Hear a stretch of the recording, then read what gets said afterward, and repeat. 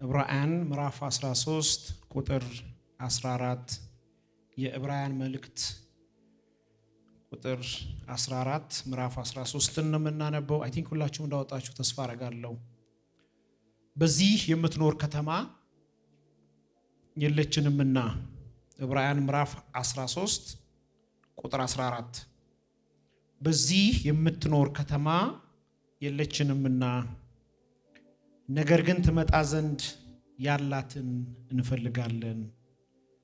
ከዛ ደግሞ ማቴዎስ ምዕራፍ 25 ቁጥር 14 እናንተ የአባቴ ብሩካን ኑ ዓለም ከተፈጠረበት ጊዜ ጀምሮ የተዘጋጀላችሁን መንግስት ውረሱ።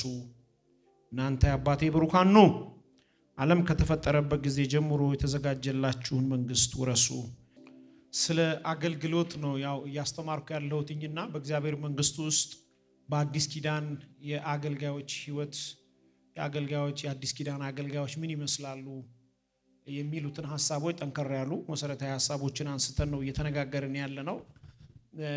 ነጋዴ አንድ ሰው ፕሮፌሽኑ ነጋዴ እንደሆነ ካወቀ በንግዱ ዓለም ላይ ሰክሰስ እንዲሆን ጥሩ የሆነ የማርኬቲንግ የገበያ ሲስተምን ማወቅ መቻል አለበት። ያለበለዚያ ነጋዴ ነው ተብሎ አንዳንድ ሰዎች አሉ ነጋዴ ናቸው ተብሎ ምንም የላቸው ስሙን ያላቸው እና እንደዛ እንዳይሆን። አሁን ለምሳሌ በደርግ ጊዜ ሻለቃዎች ኮሎኔሎች የነበሩ አሁን ሻለቃዎች ኮሎኔሎች ስሙ ነው እንጂ ያላቸው ሻለቃ የማይመሩ ኮሎኔል ክፍለ ጦርም አይመሩ እና ሰውየውን ስትጠሩት ምን ትሉታላችሁ?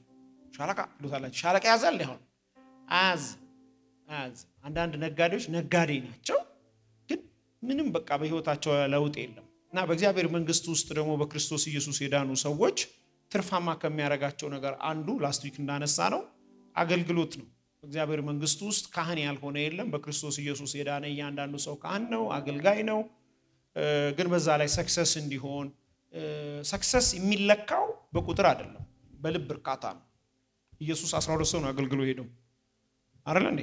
ሰክሰሱ 12 ሰዎች ነበሩ። ወደ ምድር እንደ እርሾ ምድርን የማብቋት አቅም አድርጎትና አንዳንድ ጊዜ የአገልግሎት ሰክሰስ በብዙ ሰው የሚለካ ሰዎች ይመስላቸዋል። ያ አይደለም። አንድ ሰው በአግባቡ ነው። ያው ለምሳሌ ዓላማ ምንድነው ብላይ ሰው አንጫጭቼ ገሃነም ከምገባ 12 ሰው ይዤ መንግስተ ሰማያት መግባት ምርጫዬ። ምክንያቱም ሰክሰስ የሚለካው በዛው ስለሆነ ሰው ማንነቱን እንዲያገኝ ካደረኩት በኔ ጥሪና አገልግሎት ለዛ ለማንነቱ መክፈል የሚችልበትን ክፍያ እንዲረዳና እንዴት በምን መቼ መሄድ እንዳለበት ካሳየሁት በቃ እኔ ሰክሰስፉል ነኝ። ሰውየውን ከዓላማው ጋር ከጥሪው ጋር ከነገው ጋር አገናኝቼዋለሁ። ከሌላ ነገር አፋትቼ ለተፈጠረለት ዓላማ አዘጋጅቼዋለሁ። አንድ ሰው በእንደዚህ ካገኘን በቂ ነው። እግዚአብሔር ትልቅ ሆኖ ሳለ አንድ ሙሴን የመራው፣ እግዚአብሔር ትልቅ ሆኖ ሳለ አንድ ኢያሱን የመራው፣ እግዚአብሔር ትልቅ ሆኖ ሳለ አንድ ዳዊትን የመራው። ታውቃላችሁ አንድ ሙሴ ነው ሚሊዮን ያሻገረው። አንድ ኢያሱ እኮ ነው ሚሊዮኖችን ያስገባው ርስት ያደለው። አንድ ዳዊት ነው ፍልስጤምንና አሶራን የገለባበጠውና በቁጥር የማይለካ ከዓላማ አንግል የሆነ አገልግሎትን መረዳትና ማወቅ መቻል አለብን። የተዘረከረከ እድሜ ብዙ አንዳንድ ሰው የተባረከ ይመስላል ብዙ ዓመት በመኖር ወይ እድሜውን እኮ ባርኳል። እኔ አምናለሁ እግዚአብሔር እድሜን ይጨምራል፣ እድሜን ይባርካል። ግን እድሜ በመርዘም ከዓላማው ጋር ከአገልግሎቱ ጋር ካልተጋባና ካልተገናኘን ዋጋ የለውም። ለምሳሌ በመጽሐፍ ቅዱስ ውስጥ የተዝረከረከ እድሜ የበረከት መገኛ አይደለም። ለምሳሌ በመጽሐፍ ቅዱስ ውስጥ ረጅም እድሜ የኖረ ሰው ማን ነው? ማቱሳላ ነው። 967 ዓመት ነው የኖረው አይደለ? አባቱ ሄኖህ ግን 365 ቀን ነው። አባቱ የማቱሳላ አባት ሄኖህ 365 ዓመት ኖሮ አካሄዱን ከእግዚአብሔር ጋር አደረገና አልተገኘም የሚል ቃል ምን ማለት ነው? አገለገለው ከዛ አልተገኘም ይላል። ዓለም አላገኘችው፣ ጨለማ አላገኘው። ፍቃድ የተወለደው ልጅ ምን ማለት ነው? ማቱሳላ በሄኖህ ተወልዶ ለ260 ዓመት ሁሉ አባቱን ያውቀው ነበረ። ስለዚህ አባቱ መንፈሳዊ ሆኖ አባቱ ከእግዚአብሔር ጋር እንደሚያገለግል ማቱሳላ ያውቃል። ግልጽ ነው። ማቱሳላ ያውቃል። አስበዋል። ኖህ አያቱ ነው ማቱሳላ። የማቱሳላ ልጅ ይሄ ኖህ አባት ኖህ ተወልዶ ሁሉ ማቱሳላ 600 ዓመት እስኪሆነው ድረስ ማን ነው ኖህ 600 ዓመት እስከሚሆነው ድረስ ማቱሳላን ያውቀዋል። ኖህ አድጎ በትውልድ መካከል ጻድቅ ሰው ሲፈለግ ሲገኝ ኖህ ረጅም ዓመት የኖረው ወደ ላይም መንፈሳዊ ሰው ወደ ታችም የልጅ ልጅ መንፈሳዊ ሰው አይቶ ያልተማረ ያላገለገለ ማቱሳላ የሚባል ሰው ነበር። በወሩ የመጀመሪያው ወር በአመቱ ሁለተኛው ቀን ላይ የጥፋት ውሃ ሲመጣ ኖህና ቤተሰቡ ሲዱር ማቱሳላ እርግጠኛ ነኝ አልተጻፈም እንጂ የሚሞተው በጥፋት ውሃ ረጅም ስለኖርክ የበረከት ምልክት አይደል። ወደ ላይም ከአባት ሳትማር እግዚአብሔርን ማገልገል ወደ ታችም የልጅ ልጅ አይተ ካልተማርክና ካላገለገልክ የመኖርህና የማግኘትህ የማግባትህ የመውለድህ የሀብት ብዛት እግዚአብሔርን ካላገለገልክበት ዋጋ የለም። ስለዚህ በወሩ ሁለተኛ ወር በአመቱ ሁለተኛው ቀን የጥፋት ውሃ በመጣ ጊዜ ሰማይ ቀኖች ተከፍተው ዝናብ ሲወርድ መንፈሳዊ የሆኑ ሰዎች ናቸው የተረፉት። ዛሬም ይሁን ኢየሱስ ይመጣል። አሜን። ያገለገሉትን ያከብራል። አገልግሎት ከእግዚአብሔር አንግል አገልግሎት ከአዲስ ኪዳን አንግል ከእግዚአብሔር አንግል በብሉይ ኪዳን የምንወስደው ነገር የአገልግሎትን ህይወት የአገልግሎትን መሰጠት ሲሆን ሲስተም ግን አንወስድም። አዲስ ኪዳን ሲስተሙ ስለተቀየረ ለምሳሌ የብሉይ ኪዳን አገልጋዮች በመወለድ የሚመጡት የአዲስ ኪዳን አገልጋዮች በመጠራት የሚመጡት የብሉይ ኪዳን አገልጋዮች በመወለድ የመጡት የሌዊ ልጅ ሌዊ ስለሆነ ብቻ ነው እግዚአብሔር የሚያገለግለው። ለምሳሌ ከኔፍታሌም ዘር ከተወለድሽ እግዚአብሔርና ተገልጋይ ስትገለገል የምትኖር እድሜ ልክ ተገልጋይ እንጂ አገልጋይ አትሆን። በመወለድ የሚመጣ የአዲስ ኪዳን ግን ሩቅ ሳለን ገና በክርስቶስ ኢየሱስ ጠራቸው ይላል። ምን አረጋቸው? ካህን በምን በእግዚአብሔር ቤት እንዲያገለግሉ። አገልግሎት ልዩ ልዩ ነው። በመቀመጥ ታገለግላለህ፣ በመኖር ታገለግላለህ። አንቺ ስትመጪ ከጎንሽ ያለች ትገለግል። ለምን? ብልት ነው፣ ይጋባላ። ጉንፋን ከተጋባ አንተ መኖር እንዴት መልካም ነገር አይጋባም? አስፈቅዶ አይደለ ከጎን ያለችው ሴትዮ ጉንፋን የምታስይዝ እንጥስ ስትል 100 ሜትር ነው። ቫይረሱን ተመራችሁ ከሆነ አይ ቲንክ ሐኪሞች ትረዱኛላችሁ። ሐኪም ካላችሁ አንድ ሰው በጉንፋን በቫይረስ ሲያስነጥስ 100 ሜትር ያክል 100% ከአካባቢው ላይ ጉንፋን የማስያዝ አቅም አለ፣ ብልቶች ስለሆነ። ስለዚህ ወደሚቀጥለው ወደ ትናንት ነው አልመለስም። በተሰጠን እድሜ ግን በአዲስ ኪዳን ውስጥ እግዚአብሔርን ማገልገል መቻል። እንዴት ነው የምናገለግለው? ከፍቅር ተነስተን ከጥቅም ተነስተን ሳይሆን ከፍቅር ተነስተን። የአዲስ ኪዳን አገልጋይ ከጥቅም ተነስቶ ነው ከፍቅር ተነስቶ ነው የሚያገለግለው። የብሉይ ኪዳን አገልጋይ ጥቅሙም ነው። የአዲስ ኪዳን አገልጋይ ግን አንተን ለማገልገል እኔ እንዳገለግልህ የሚረዳኝ ፍቅር ነው። ምን ማለት ነው? በአዲሱ አማርኛ በመስቀል ወዶ ስላዳነኝ ስለ ኢየሱስ አንተን ማገለግልህ የፍቅር ምላሽ ነው። ኢየሱስን ማገልገል ያቆሙ ሰዎች የኢየሱስ ፍቅር ያልገባቸው ሰዎች ናቸው። ደፍ የምትለው በእግዚአብሔር ቤት፣ ትክ የምትለው በእግዚአብሔር ቤት፣ የወደቀ የምታነሳው፣ የሳተን የምትመልሰው፣ ቀዳዳ የምትደፍነው፣ ሰዎችን በፍቅር አቅፈ ሰላም የምትለው፣ ክፉ ሲያረጉብህ መልካም የምትመልሰው፣ የጠፉትን የምትፈልገው የፍቅር ምላሽ ነው። እንዲያው ኢየሱስ ከተደሰተ ብለን ነው። አንተ ማጅስቲ አይደለ? አንተ ንጉስ አይደለ? አንተ ጌታ አይደለ? እንዲያው በዚህ ትደሰት ይሆን? አንተ ለኔ ያደረክልኝ ተቅበዝባዥ ሆኜ ጠፍቼ ሞቼ ሩቅ ሆኜ ተረስቼ በሰዎች ሳልታይ አይኑ ሳልገባ አንተ ከሰማይ እኔን ፍለጋ ወደ ምድር መጥተህ እንዲያው በነፃ በአብቀኝ አስቀምጠህ ለሞቴ የተዘጋጀልኝን የሞትን ባህር በአንተ በመስቀል ሞት ሽረ ልጅ ካደረከኝ፣ በስም ባድራሻ ካወከኝ፣ በህይወት መዝገብ ከጻፍከኝ፣ የዘላለም የርስት ወራሽ ካደረከኝ፣ ይሄ ሁሉ በነፃ ለኔ ካደረከኝ፣ ይሄ ተከፈለልኝ ከኔ ከሰራሁት ስራ፣ ነገ ከምሰራው ስራ፣ ወደፊትም ከምሰራው ስራ፣ ስለኔ መልካምነት ሳይሆን ስለኔ በጎነት ሳይሆን ስላንተ መልካምነት መልክ ላትቀይር፣ ባህሪ ላትቀይር፣ ሐሳብ ላትቀይር፣ ለአንድና ለመጨረሻ ወደህ አጽድቀህ አጥበህ ልጅ ካደረከኝ ለዚህ የፍቅር ምላሽ ይሆን ዘንድ ከጠቀመህ እንዲያው ከረካህበት በፊትህ ሞገስ ካገኘው ጎንበስ ቀና እላለሁ። ማነው ወደም አሜን የሚለው? በደም ተጨማልቄ መንገድ ላይ ወድቄ የሚያኝ ጥቶኝ በሄደ ጊዜ መጣህ ከሰማይ። እኔን ለማግኘት ደግሞ የሚገርም ርቀታችን ቀላል አይደለም። እኔን ለማግኘት አንተ ሰው ነው የሆንከው። ሰው ሆነ ደግሞ በሱ ብቻ አይደለም እኮ በሰውኛ ነው ያወራኸኝ።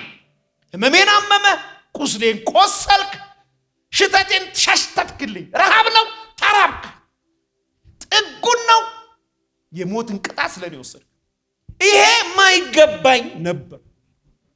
በኑሮ እድሜ ተሰጥቶኝ ባሻሽል አንተ የሰጠኝን የጽድቅ ጉልበት ላገኝ አልችልም። ብዙ ዓመት ተሰጥቶኝ አንተ የምትፈልገው የህይወት ደረጃ ላይ መድረስ አልችልም። የዛ የህይወት ደረጃ ግብ አንተ ነህ። አሁን እኔ የምታየው በአንተ እንጂ በእኔ አይደለም። ህይወቴ በአንተ ውስጥ ተሰውሮ ነው ያለው። አገልግሎት የፍቅር ምላሽ ነው። ኢየሱስን ማገልገል የምትችሉት ኢየሱስን መውደዳችሁ እርግጠኛ ስትሆኑ። አንድ ሰው የምትወደው መችሉ ታውቃለህ? ወግተኸው ወጋኝ ካላለ፣ ወግተኸው ሰድበኸው ሰደብከኝ ካላለ፣ መልክ ካለው ወጠብ ተፍተህበት ጠርጎ እንኳ ካለ፣ አምተኸው ኖርማል ሆኖ ታቅፎ ከቀጠለ ካንተ ጋር እንዲደረግብን የሚፈለገው ነገር ካላደረገብህ ለምን ይመስላል ዛሬ ጥብቅ ብለህ ከኢየሱስ ጋር ቁጭ ያልከው?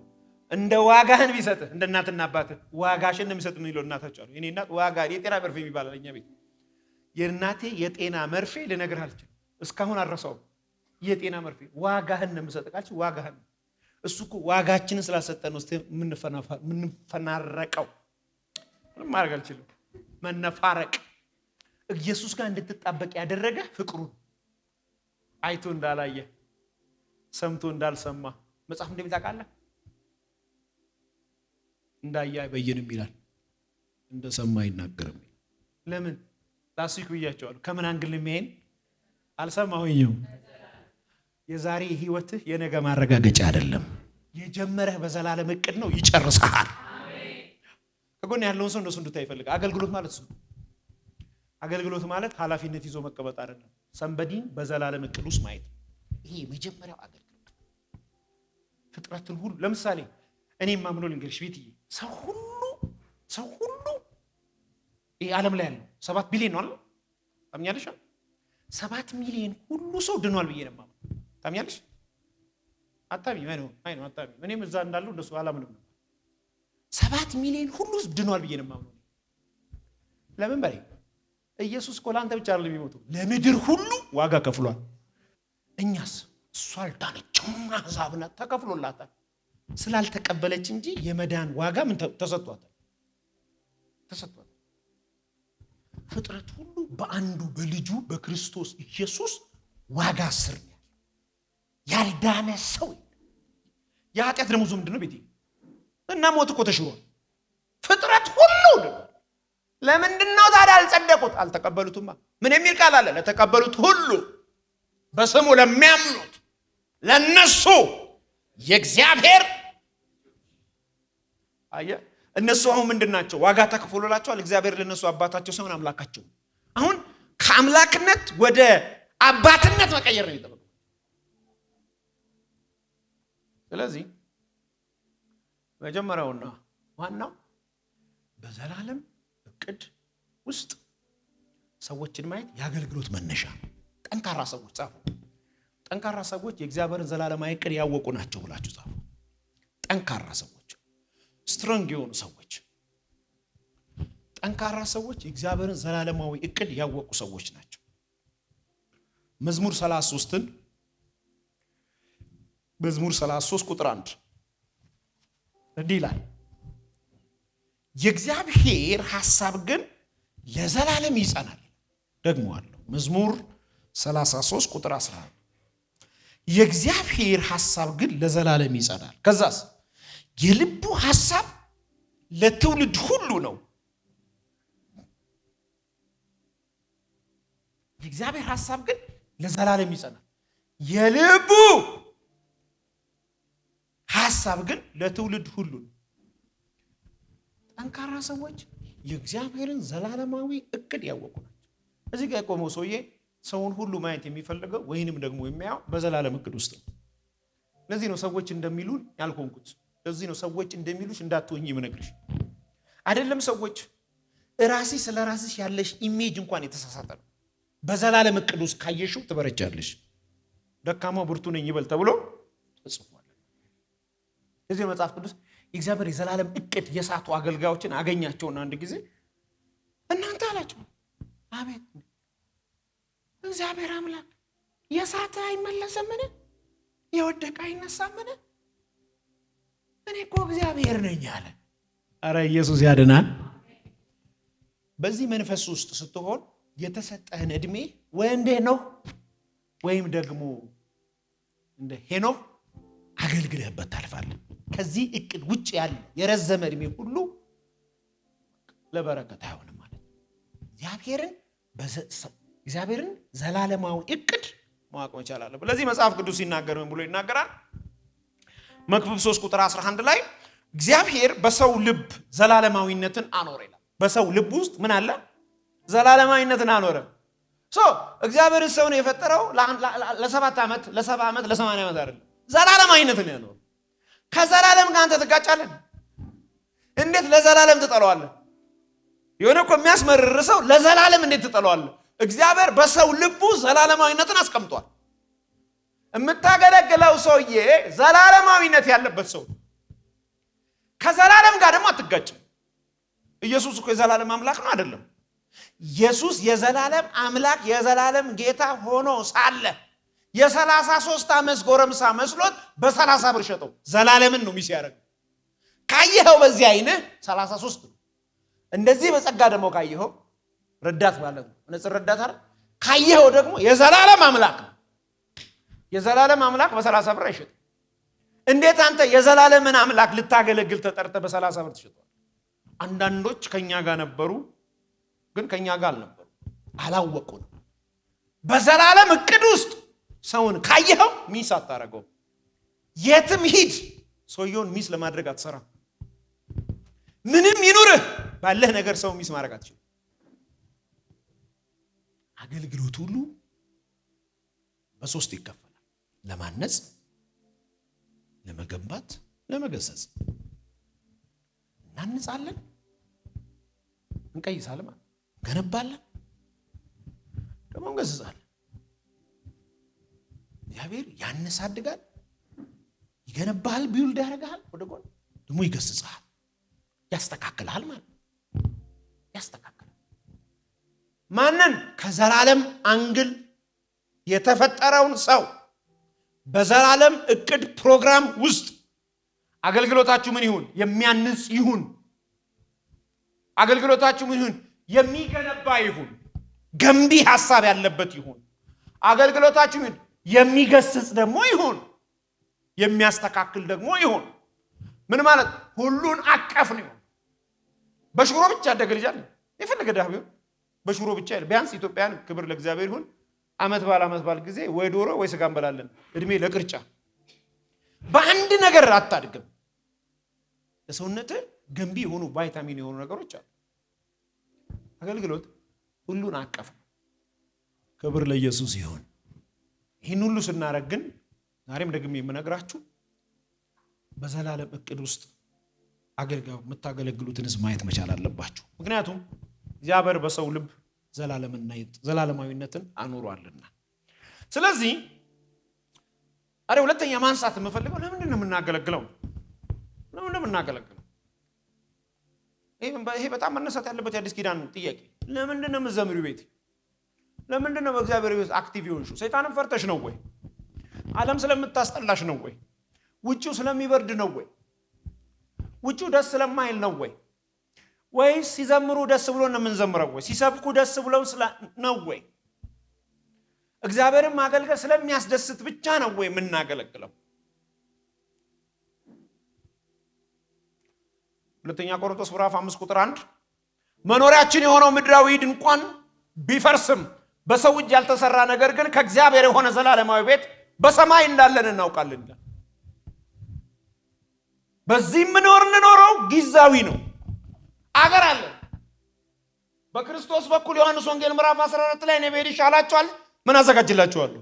ስፍራ አዘጋጅላችኋለሁ። እኔ ባለሁበት እናንተ ምን ታደርጋላችሁ? ከሆነ ጊዜ በኋላ ትመጣላችሁ። እላይ አገልግሎት የለም፣ እላይ ዝማሬ ነው። ሺህ ጊዜ ሺህ፣ እልፍ ጊዜ እልፍ አምልኮ ነው። ቀኑ አይታወቅ፣ ሌሊት አይታወቅ፣ በጉ ብርሃን የሆነበት ከተማ ነው የምገባው። አሁንስ አሳይመንት አለ። የፍቅርህን ምላሽ የምትመልስበት ከተማ ይሄ ነው። ለጥቂት ጊዜ እዚህ እንኖራለን። በዚህ በጥቂት ጊዜ ውስጥ ግን ዋናችን ኢየሱስ ይሆናል። ስለሱ ጎንበስ ቀና እንላለን። አገር ያለው ሰው እንጂ ጥቅም ስላለው እንጂ ሰዎች ሲዘምሩ ደስ ብሎን አይደለም የምንዘምረው። ሰዎች ስለሰበኩም አይደለም አገልጋይ ይሆን ነው። አገር ስላለን ነው አለን። አገር አሜን ነው ወይ?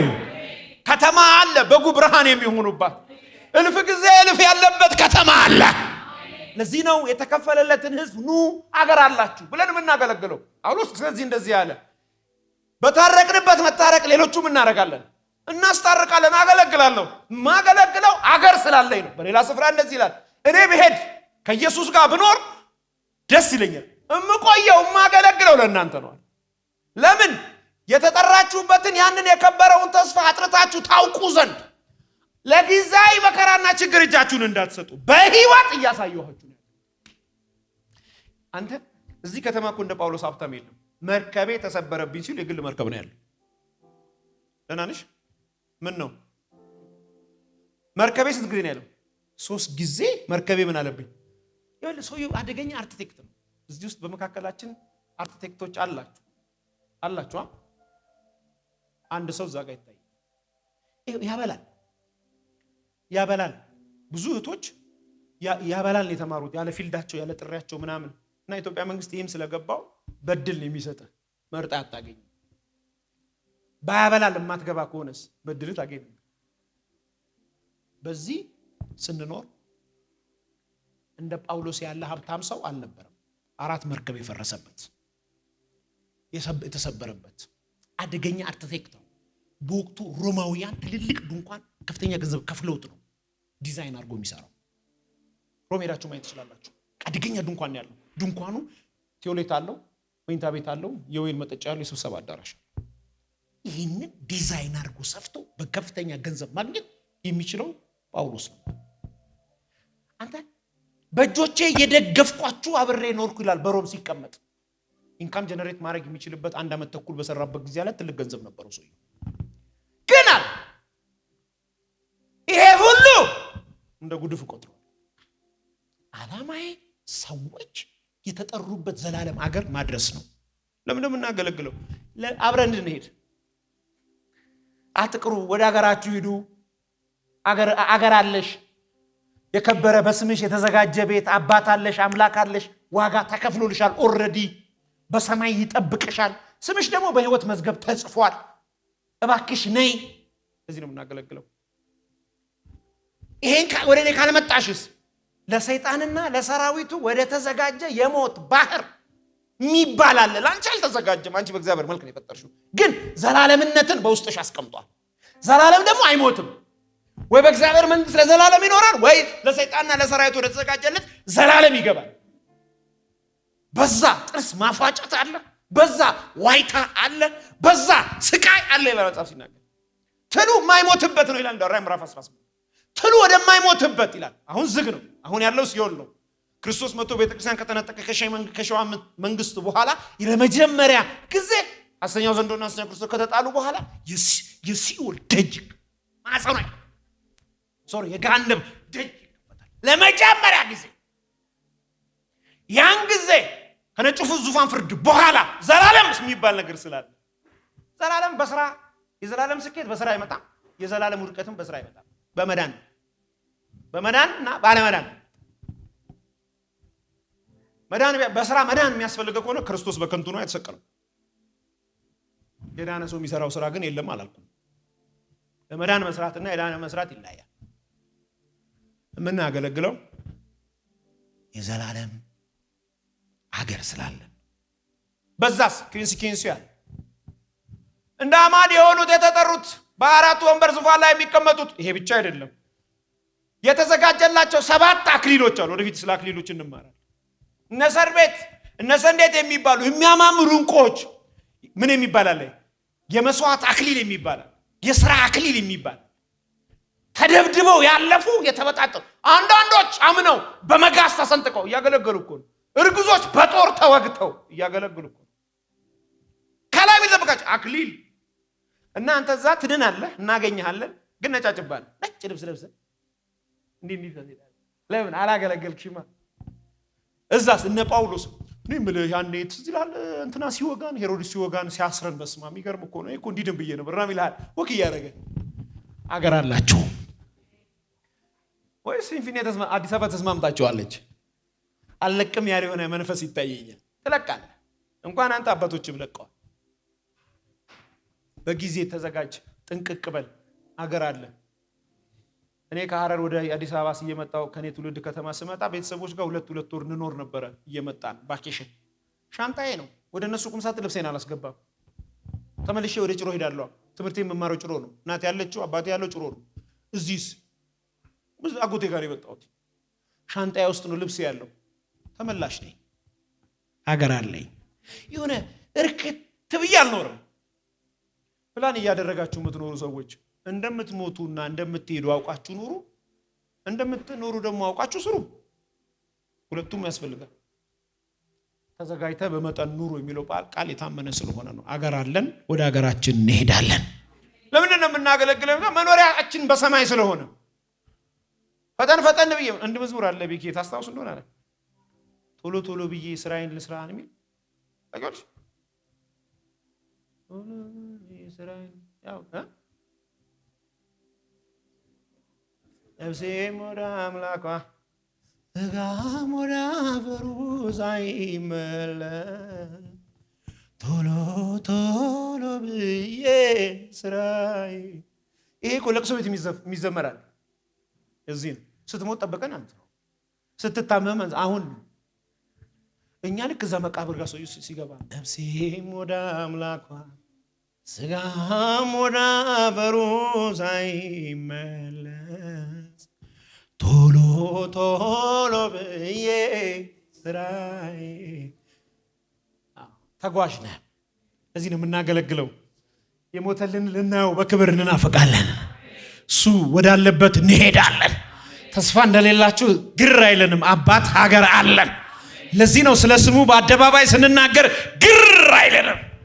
ኢየሱስ ያድናል ስንል በዚህ ምክንያት የምትተው እናታችን አለች። እንኳን እኛ በብሉይ ኪዳን ትተውታል። በዚህ ምክንያት ገለል የሚያደርጉን ሰዎች አሉ። ምንም ማድረግ አንችልም። ሀገር አለን። ኦልሬዲ ቲኬቱ በጅሻል። በቃ አክቲቭ ነው። የሆነ ጊዜ ፕሌኑ ይመጣል። ወይ በህመም አካም ትሄዳለህ፣ ወይ ኢየሱስ ይመጣል፣ ወይ በጥቁር አንበሳ ትሄዳለህ፣ ወይ በመኪና አደጋ ትሄዳለህ። ፕሌኗ ትመጣለች። መጽሐፍ ሲናገር እንደዚህ ይላል። አብረው እያዘገሙ ኤልያስና ኤልሳ እየሄዱ ሳለ የሰማይ መልአክ መጥቶ ሰረገላ ፈረሳቸው ኤልያስን ይዘውት ሄዱ ይላል። ምን እንዳለ ታውቃለህ? ከታች መሬት ተቀመጠው ሰራተኛው የሚቀጥለው ማለት ነው። 2 እጥፍ ቅባት ያረፈበት ሲሄድ ካየ ይሆንልሃል አይደል ያለው። አገልግሎቱን ትቀጥላለህ ያለው። ወየው ጌታዬን ወሰዱት። የአምላኬ ሰረገሎች አሉ። ይመጣል። ፕሌኑ ያልኩት እሱ አሉ። ትመጣለች። እግዚአብሔር ምስክሬ ይመጣል። የሆነ ጊዜ የሆነ እድሜ ላይ በሆነ ምክንያት ይመጣል። ቶሎ ቶሎ ብለህ ስራህን ስራ። የማያሰሩ እንቅፋቶች በአገልግሎት ውስጥ ይኖራሉ። ምንም ጥያቄ የለውም። ግን ከተጠራንበት ጥሪ አይበልጥም። በምድር ላይ የተቀባ ችግር አለ። ምንም ችግር የለውም። ከኢየሱስ ግን አይበልጥም። ከነሱ ቅባት ይልቅ የኢየሱስ ቅባት ይበልጣል። ስለዚህ መጽሐፍ ሲናገር የዕብራውያን ጻፊ የእምነታችን ምንድነው? እሱ ጀማሪ ነው አይደል? እሱ ምንድነው? ራስ። የእምነታችን ጀማሪ እንመለከተዋለን አለ። ከዛስ መንገዳችንን ሁሉ በትዕግስት እስቲ ቀና በሏ። ቀና ካላልክ ምንድን ነው የምታየው? የእምነታችን ጀማሪ የሆነውን ክርስቶስን ተመልክተን መንገዳችንን ሁሉ በትዕግስት እንሄዳለን። አገር አለን። ኧረ ኢየሱስ ያድናል። የምናገለግለው አገር ስላለን ነው። እዚህ ነው ቅድም ያነበብኩላችሁ ዕብራውያን ምዕራፍ 13 በዚህ የምትኖር ከተማ የለችንም። በዚህ የምትኖር ከተማ የለችንም። ምሳሌ ናት። ለዛኛው ሰራተኛ ነን ነው። አሁን የምታየው ወኮይ፣ አሁን የምታየው መብራት፣ አሁን የምታየው ነገር ነጸብራቅ ነው። እዛ ግን እጅ ያልሰራው ነው አላችሁ። ምን ነው አለ እዛም ወኬ ግን እጅ ያልሰራው ነው። የሰው ጥበብ የሌለበት ነው። የሰው ዲዛይን የሌለበት ነው። የሰው መዋት የሌለበት ነው። እግዚአብሔር ለሚወዱት ያዘጋጀው ታላቅ ብርሃን፣ ታላቅ ከተማ፣ በጉ ብቻውን ብርሃን የሆነበት መብራት ወደማይቆጣጠርበት ወደማይጠፋበት ወደዛ ብርሃን እንሄዳለን። እስቲ አንድ ሰው ጮህ አገር አለኝ። ከነገድ ከቋንቋ ከጃፓን ከፋምናም የተዋጀ ህዝብ በክርስቶስ ይገባል። ለዚህ ነው እናገለግለው። አገር ስላለን ነው። አገር አለን። አሜን። እንሄዳለን። አሜን። በዚህ ጊዜ ነው የምቆየው። በቆየንበት ጊዜ ግን ተፍ ተፍ ብለን ጌታ እናገለግላለን። ክብር ለኢየሱስ ይሁን። ለመጨረሻ ይላምብላችሁና የዛሬ መልእክቴ ልጨርስ። እንግዲያስ እንዲህ ልበላችሁ፣ እግዚአብሔር በክርስቶስ ኢየሱስ ይጣራል። እንዲህ ብሎ ይጣራል በዘመን መጨረሻ እናንተ የአባቴ ብሩካን፣ እናንተ አገልጋዮች ብሎ ይጣራል። እናንተ ብሩካን ኑ ዓለም ሳይፈጠር ወደ ተዘጋጀላችሁ ግቡ ይላል ማቴዎስ 25 ቁጥር 34። እናንተ የአባቴ ብሩካን ኑ ዓለም ከተፈጠረበት ጊዜ ጀምሮ የተዘጋጀላችሁ መንግስቱ ረሱ። ለምን እንደምናገለግለው የመጨረሻ መልስ ለመውረስ፣ በነፃነት ለመውረስ። ግርሳልን ርስታለሽ። ክብር ለጌታ ይሁን። ይህን አገልግሎት ለመደገፍ ከስር ባስቀምጥነው የባንክ አካውንት እንድትጠቀሙና የወንጌልን ስራ አብራችሁን እንድትሰሩ እያልን ዩቲዩብ ቻናላችንን ሰብስክራይብ በማድረግ ፌስቡክ፣ ኢንስታግራም እና ቲክቶክ አካውንታችንን ፎሎ በማድረግ የጌታን ስራ እንድትደግፉ ጥሪ እናቀርብላችኋለን። ለበለጠ መረጃ በእነዚህ ስልኮች ተጠቅመው ይደውሉ። ተባረኩ።